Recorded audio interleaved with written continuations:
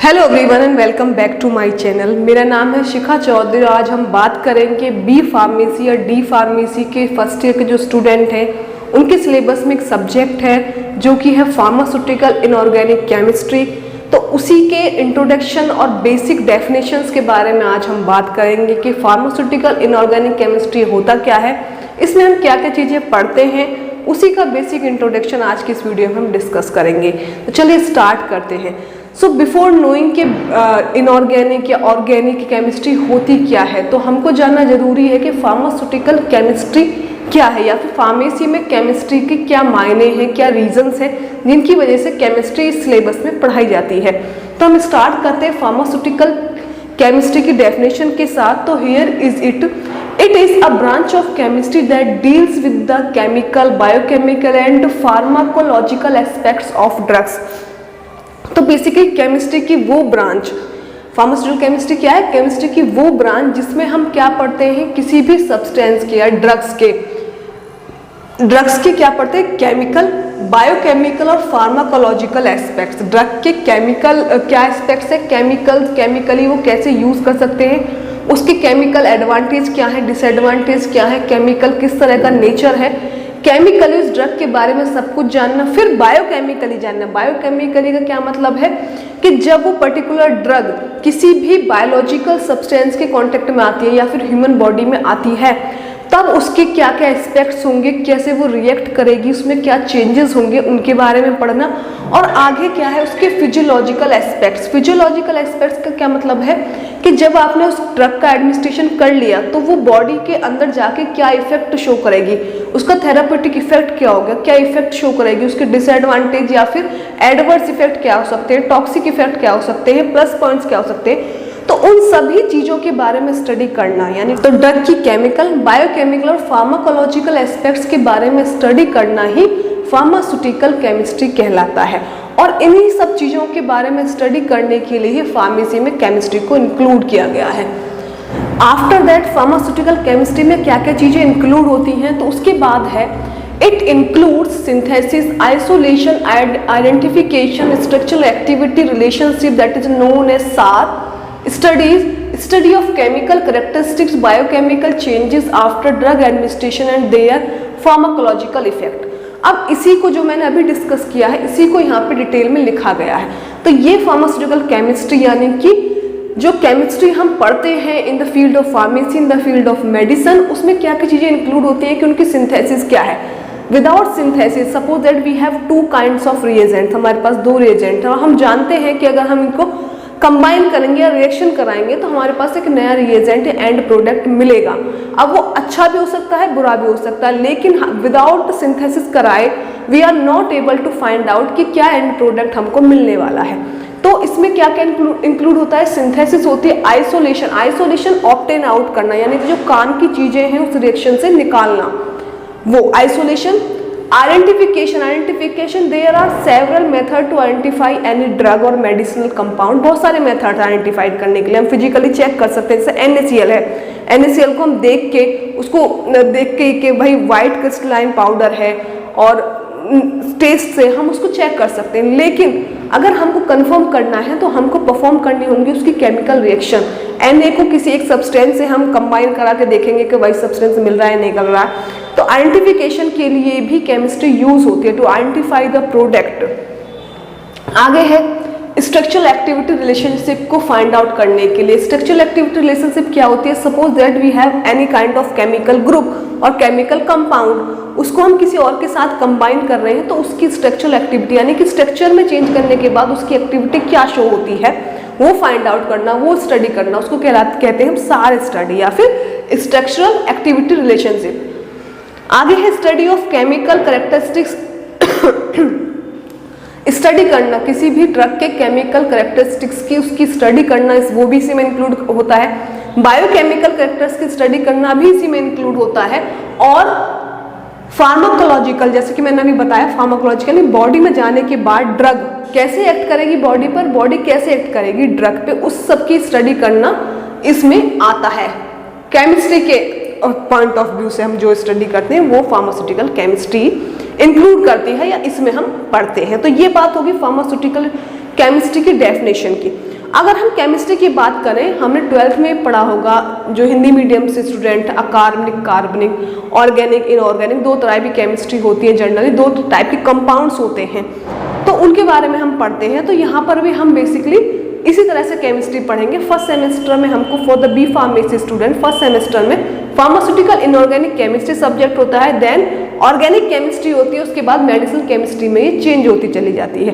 तो इस तरह से डिफरेंट टाइप ऑफ केमिस्ट्री हम पूरे बी फार्मेसी के सिलेबस में पढ़ते हैं। आगे हम बात करेंगे इनऑर्गेनिक केमिस्ट्री। इनऑर्गेनिक केमिस्ट्री क्या होती है? तो इनऑर्गेनिक केमिस्ट्री की डेफिनेशन की अगर बात की जाए, it is a study of all elements and their compounds except carbon and its compounds. तो क्योंकि ये इनऑर्गेनिक केमिस्ट्री है, तो इसमें हम बात करेंगे, इसमें स्टडी की जाती है सभी एलिमेंट्स और उनके कंपाउंड्स की, लेकिन कार्बन और इसके कंपाउंड्स की नहीं। कार्बन और कार्बन से बनने वाले जितने भी कंपाउंड्स हैं उनको छोड़ के बाकी जितने भी कंपाउंड्स होते हैं उन सभी की स्टडी, उनके advantage, disadvantage, method of preparation और उनके यूजेस, ये सारी स्टडीज हम इनऑर्गेनिक केमिस्ट्री में पढ़ते हैं, इनऑर्गेनिक केमिस्ट्री में हम कवर करते हैं। अब कार्बन और कार्बन से बनने वाले कंपाउंड्स को हम किस में स्टडी करेंगे? ऑर्गेनिक केमिस्ट्री में। विदाउट कार्बन से बनने वाले कंपाउंड सारे हम इनऑर्गेनिक केमिस्ट्री में स्टडी कर रहे हैं। Is it clear? आगे है inorganic chemistry describe the characteristics of substances such as non living matters and minerals which are formed in the earth expect the class of organic compounds. Inorganic chemistry describe करती है वो सभी type के minerals, materials जो कि अर्थ पे मिलते हैं और हम उनको यूज करते हैं अपने डेली रूटीन में या फिर अपनी मेडिसिन्स में, लेकिन वो ऑर्गेनिक कंपाउंड नहीं होते, they are totally inorganic compounds, उनको हम यूज करते हैं। तो उनके बारे में हम पढ़ते हैं। अब हमको कोई भी रॉ मटेरियल मिल रहा है, हमको पता है इसमें कार्बन नहीं है, ये इनऑर्गेनिक है, लेकिन हम उस प्राकृतिक सोर्स से उसको कैसे आइसोलेट करेंगे, कैसे उसकी सिंथेसिस कराएंगे, कैसे आइडेंटिफिकेशन टेस्ट उसके परफॉर्म करेंगे, कैसे उसको फर्दर यूज करेंगे for the benefit of pharmacy और पेशेंट। तो वो जो पूरा प्रोसेस है वो हमारी इनऑर्गेनिक केमिस्ट्री इंक्लूड करती है। आगे है इनऑर्गेनिक कंपाउंड्स। अब यहाँ पे बात की है हमने इनऑर्गेनिक केमिस्ट्री में हम इनऑर्गेनिक कंपाउंड्स पढ़ते हैं। इनऑर्गेनिक कंपाउंड्स क्या होते हैं? कार्बन और उससे बनने वाले सभी कंपाउंड्स के अलावा जितने भी कंपाउंड्स होते हैं वो इनऑर्गेनिक कंपाउंड्स कहलाए जाते हैं। तो यहाँ पे डेफिनेशन मेंशन है, these are traditionally viewed as compounds being synthesized by geological system and lack hydrocarbons। Lack hydrocarbons और जियोलॉजिकल सिस्टम की हेल्प से जो बनने वाले कंपाउंड्स हैं that are known as inorganic compounds. Inorganic compounds में आपके मिनरल्स आते हैं, कैल्शियम है, जिंक है, मैग्नीशियम है, फॉस्फेट है, ये इनऑर्गेनिक कंपाउंड्स में। अपनी सिंपल भाषा में आप कह सकते हो वो ऑर्गेनिक कंपाउंड जिनको हैंडल करने के लिए हमको ग्लव्स पहनने की जरूरत नहीं होती है या फिर वो हमारे बॉडी को हार्म नहीं करते हैं।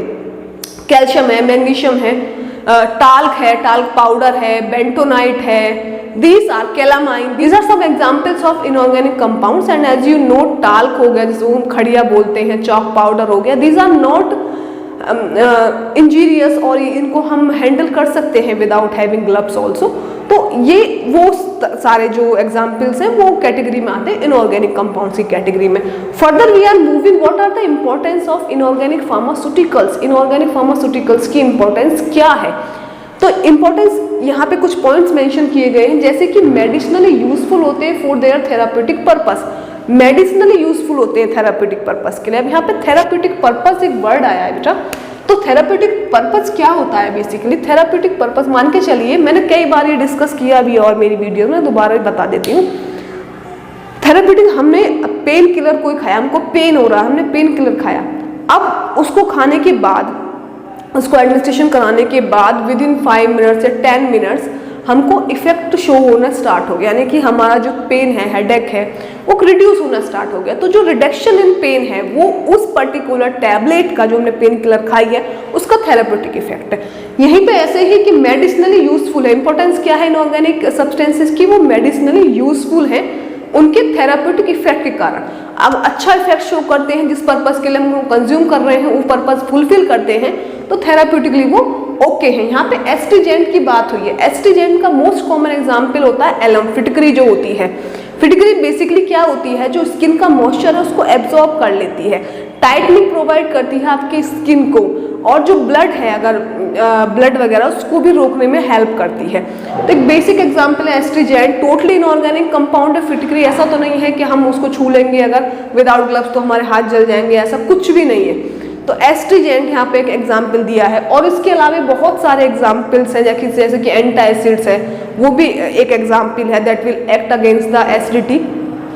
तो क्योंकि मेडिसिनली यूजफुल है इसलिए इनका इंपॉर्टेंस है फार्मेसी में, मेडिसिन फील्ड में इनका इंपॉर्टेंस है।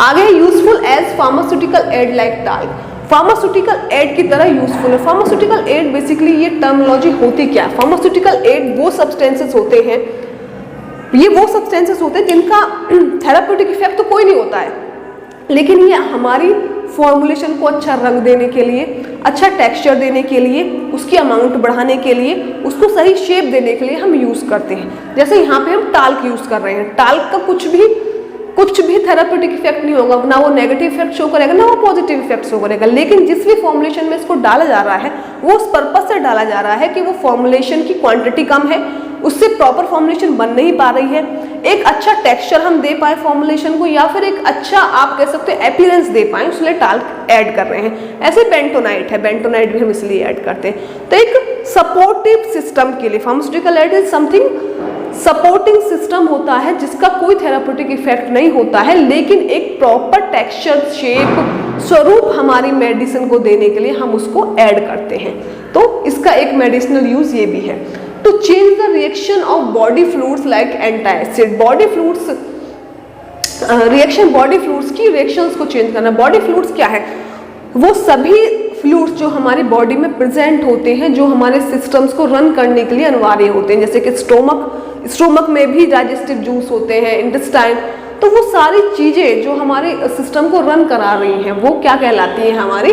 वो कहलाती है बॉडी फ्लूइड्स। ब्लड भी उसी में आता है, blood is also example of body fluid. तो ये सारी चीजें बॉडी फ्लूइड कहलाती है। अब बॉडी फ्लूइड में कुछ चेंजेस हुए, सपोज दैट हमको स्टोमक या हमने उल्टा सीधा कुछ खा लिया तो हमको एसिडिटी की प्रॉब्लम हुई, तो हम क्या करेंगे? हम इनो, जो बहुत कॉमनली यूज किया जाता है, हम एंटासिड हम कंज्यूम करेंगे। तो टू चेंज द, वो क्या करेगा? वो एसिडिटी को धीरे धीरे कम करता चला जाएगा, लेकिन उन सब्सटेंसेस को वो एब्जॉर्ब करना स्टार्ट कर देगा जो कि रेस्पॉन्सिबल है एसिडिटी फॉर्म करने के लिए उस पर्टिकुलर ऑर्गन में।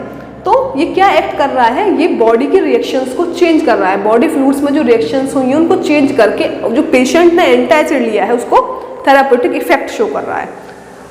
नेक्स्ट है replacing the normal content of body fluids, replace करना, नॉर्मल कंटेंट जो है बॉडी फ्लूइड का उसको रिप्लेस करना।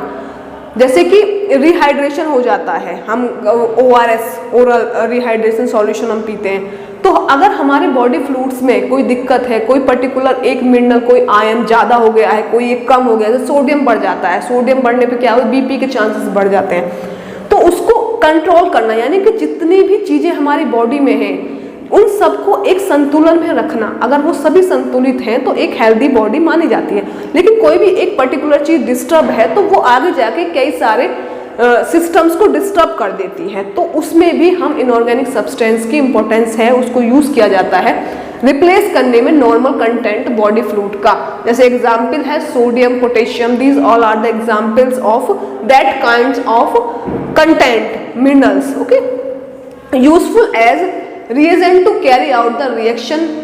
अच्छा, एज reagent की तरह भी इनऑर्गेनिक सब्सटेंस काम करते हैं एक रिएक्शन को कैरी आउट करने के लिए, परफॉर्म आउट करने के लिए।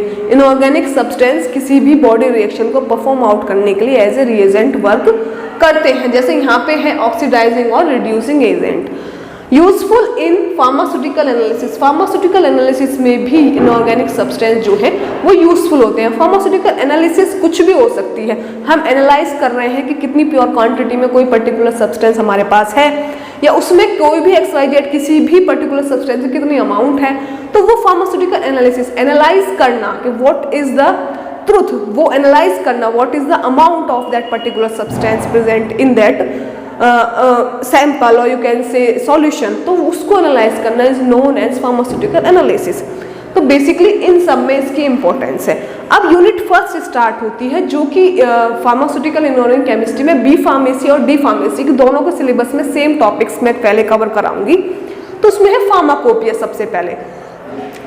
अच्छा, मैं आपको ये भी बता दूं कि जितनी भी मैं डेफिनेशंस या जो भी चीज़ें मैं पढ़ा रही हूँ, ये सब चीज़ें मैं दोबारा पढ़ा रही हूँ। इससे पहले मैंने सारा जो इससे रिलेटेड जो चीज़ें हैं वो मैंने अपलोड की हुई हैं, उनके लिंक डिस्क्रिप्शन बॉक्स में प्रोवाइडेड है।